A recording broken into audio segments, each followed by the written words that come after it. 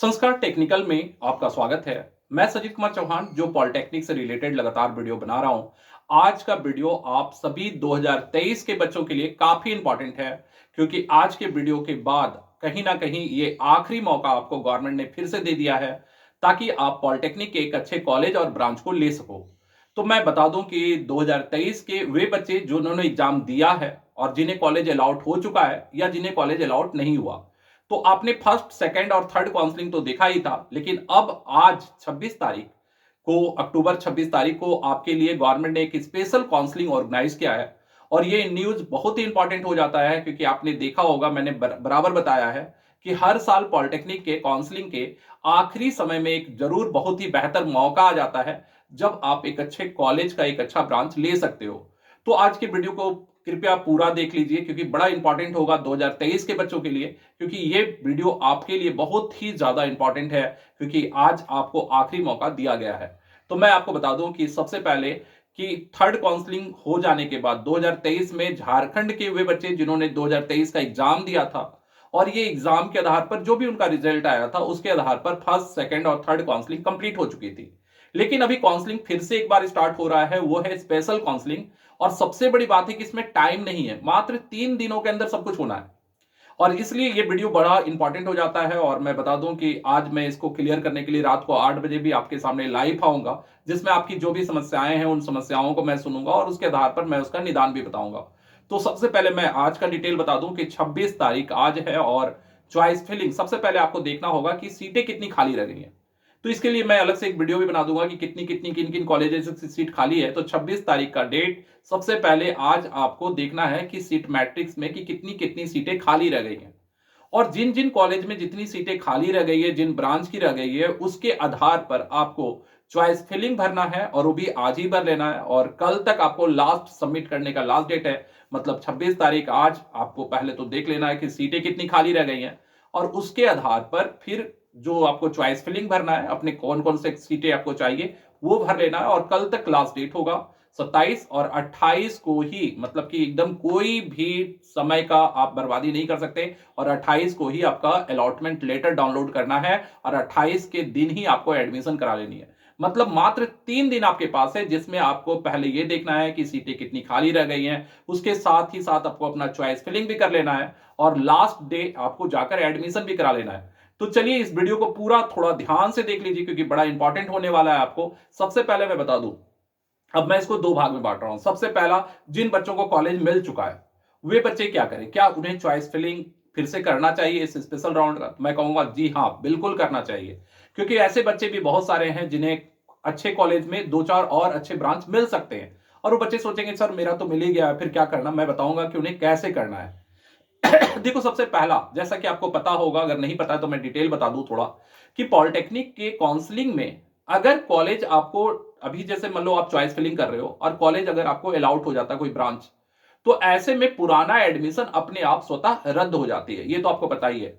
लेकिन ये भी जान लो कि अगर आपको अलाउट नहीं हो पाता है, तो आपका पुराना एडमिशन रह जाता है। इसलिए उन बच्चों के लिए बहुत ही ज्यादा सावधानी बरतने की जरूरत है जिन्हें कॉलेज मिल चुका है और जो चाहते हैं कि इससे अच्छा ब्रांच ले। उन्हें क्या करना है, मैं आइडिया दे रहा हूं। जैसे एग्जांपल मान लो कि किसी बच्चे को धनबाद का मेटालॉजी मिल रखा है, अब वो चाहता है कि मुझे इससे बेहतर मिले, तो उन्हें क्या करना चाहिए? अगर वो चाहता है कि आदित्यपुर का मेटालॉजी मिल जाए, तो उसे मात्र 2-3 कॉलेज ही भरना है। वो आदित्यपुर का मैकेनिकल, आदित्यपुर का इलेक्ट्रिकल, आदित्यपुर का मेटालॉजी, और उसके बाद अगर धनबाद में वो चाहता है कि नहीं मुझे मेटालॉजी के बदले इलेक्ट्रिकल या मैकेनिकल भर दे, तो वो धनबाद का इलेक्ट्रिकल और मैकेनिकल, बस इतने ही 4-5 चॉइस फिलिंग भरेंगे, और उसके बाद उसे आगे नहीं भरना है। लेकिन ये जरूर देख लेना कि सीट मैट्रिक्स, अभी जो वैकेंट सीट, खाली सीटें की जो लिस्ट आ गई है, उसमें देखना कि लिस्ट सीट तो खाली है ना। जिनमें सीटें खाली हैं उनको, अगर आगे आपके अच्छे कुछ कॉलेजेस के कुछ अच्छे ब्रांच का सीट खाली रह गया है, तो उसे जरूर फिल कर देना, ताकि वो आपको मिल सके। इसके लिए मैं एक अलग से वीडियो बना दूंगा अभी, क्योंकि लगातार मुझे अभी 3 दिन काम करना पड़ेगा, क्योंकि ये 3 दिनों का मौका आपके लिए बहुत ही ज्यादा इंपॉर्टेंट है। और दूसरी बात, साथ ही साथ कागज का वर्क भी आपके लिए इंपॉर्टेंट है। तो ये जिन बच्चों का एडमिशन हो रखा है उनके लिए तो ज्यादा दिक्कत नहीं है। उन्हें केवल अच्छे कॉलेजेस देख लेने होंगे सीट मैट्रिक्स में कि कुछ अच्छे ब्रांच और अच्छे कॉलेज खाली हैं कि नहीं, और उनको उसे फिल कर देना है। बाकी कल के बाद परसों ही चूंकि आपका अलॉटमेंट आ जाएगा, और परसों ही जाकर आपको अपना डॉक्यूमेंट वेरिफिकेशन कराना है, एडमिशन कराना है। तो उसके बाद आपको थोड़ा सा मेहनत करना पड़ेगा। आपको जिस कॉलेज में आपका एडमिशन हो रखा था, अगर सीट नहीं मिल जाती है तो वो तो रद्द हो जाएगा, तो वहां से आपको अपना टीसी लेनी होगी, अपना पेपर लेना होगा और जाकर जहां नया एडमिशन है वहां आपको सबमिट कर देना होगा। तो ये तो उन बच्चों के लिए हुआ जिन्हें कॉलेज मिल चुका था। उन्हें केवल ये देखना है कि उनसे अच्छे कोई कॉलेज का ब्रांच खाली है तो वो जरूर से जरूर चेंज करवा लें। और मैं तो यहां तक कहूंगा कि आपके लिए सबसे इजी होगा कि अपने ही कॉलेज में अगर उससे अच्छा कोई ब्रांच खाली है तो अपने ही कॉलेज में भर दें। इससे आपको ज्यादा दौड़ धूप नहीं करना पड़ेगा। एग्जाम्पल के लिए मैं फिर से एक उदाहरण दे रहा हूं। जैसे मान लो कि रांची वोमेन्स पॉलिटेक्निक में किसी बच्ची को ईसी मिला हुआ है, इलेक्ट्रॉनिक्स मिला हुआ है। अब वो चाहती हैं कि वहां मुझे इलेक्ट्रिकल मिल जाए। तो ऐसे कंडीशन में उसे क्या करना होगा, अगर सीटें खाली हैं तो उन्हें उसी कॉलेज में, रांची वोमेन्स पॉलिटेक्निक का ही, केवल चॉइस फिलिंग में इलेक्ट्रिकल भर देना होगा, रांची वोमेन्स पॉलिटेक्निक इलेक्ट्रिकल। उसके बाद वो उसी कॉलेज का डाली है तो इसे ज्यादा दौड़ धूप नहीं है। अब क्या करना है, अगर उन्हें वो कॉलेज का सीट अलाउट हो जाता है तो चूंकि उसी कॉलेज में उनका नाम था, बस उन्हें जाना होगा और बोलना होगा कि सर मेरा इसी कॉलेज में मैंने ईसी ले रखा था, मेरा इलेक्ट्रिकल में ट्रांसफर कर दिया जाए, और इस तरह से उसे आसानी से इलेक्ट्रिकल मिल जाएगा। तो ये फायदा भी ये हुआ कि इन्हें 2-3 कॉलेज दौड़ना नहीं पड़ा। और सबसे बड़ी बात है कि बाकी जैसे एंटी रैगिंग बनाना, फिर से मेडिकल फिटनेस बनाना, ये सारे पेपर उन्हें दोबारा बनाने नहीं पड़ेंगे।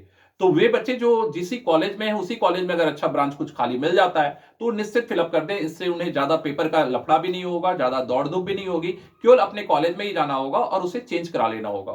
तो ये तो खबर उन लोगों के लिए हो गई जिन्हें ऑलरेडी मिल चुका था। लेकिन जिन बच्चों को नहीं मिला था या जिन बच्चों के पेपर के कारण, किसी पेपर के कारण उनका एडमिशन नहीं हो पाया था, उन बच्चों के लिए ये बहुत ही सुनहरा मौका होगा। सबसे पहले तो आप अपने पेपर्स जरूर से रेडी कर लो और चॉइस फिलिंग सबसे पहले देखो कि सीटें कहां कहां खाली हैं। क्योंकि चूंकि टाइम बहुत कम है तो इसमें ज्यादा से ज्यादा बहुत सारे बच्चों तक तो न्यूज भी नहीं पहुंच पाता है। और ये आपके लिए खुशखबरी है कि मैं आपके लिए स्पेशल वीडियो बनाकर आप तक पहुंचा दे रहा हूं ये खबर कि भाई मात्र 26, 27, 28 इन 3 दिनों के अंदर आपकी पूरी किस्मत बदल सकती है। तो आप एक बार फिर से अपनी किस्मत को आजमा सकते हैं, क्योंकि झारखंड पॉलिटेक्निक ने आपको एक स्पेशल ऑनलाइन काउंसलिंग का मौका दिया है। तो ऐसे कंडीशन में आपको क्या करनी है, पहले आप देख लो कि सीटें कितनी कितनी खाली है, उसके आधार पे फिर से चॉइस फिलिंग भर लीजिए और उसे आज ही करना होगा। तो मैं लगातार अभी 2-3 वीडियोस और डाल दूंगा कहां कहां कितनी सीटें खाली हैं उससे रिलेटेड, साथ ही साथ आपको कैसे चॉइस फिलिंग भरना चाहिए। इसके साथ साथ आपको इंपॉर्टेंट क्या होगा कि ये जैसे ही आप चॉइस फिलिंग भरते हो उसके बाद पेपर का काम आप जरूर से रेडी कर लो। टाइम बहुत कम दिया गया है, क्योंकि आपको मालूम है कि फिर 27 के बाद 28 को ही अलॉटमेंट होगी और एडमिशन भी होगा। ऐसे कंडीशन में आपको सारे पेपर की जरूरत पड़ेगी। तो मैं पेपर से रिलेटेड पहले भी वीडियो बना चुका हूं, लेकिन मैं फिर से एक पेपर के बारे में हल्का आइडिया दे देता हूं। आपको सबसे पहले तो झारखंड का आवासीय प्रमाण पत्र चाहिए होगा, फिर अपने स्कूल का आपको टीसी की जरूरत पड़ेगी, फिर आपको एंटी रैगिंग का जरूरत पड़ेगा, एंटी रैगिंग, मेडिकल फिटनेस, ये सारे पेपर की जरूरत पड़ेगी। तो इसके लिए मैं अलग से एक स्पेशल वीडियो भी बना दूंगा कि कितने कितने डॉक्यूमेंट्स लगते हैं, ये सारी चीजों का डिटेल के लिए। तो चलिए आज के लिए इतना ही, अगले वीडियो में फिर मिलेंगे, तब तक के लिए जय हिंद, जय भारत।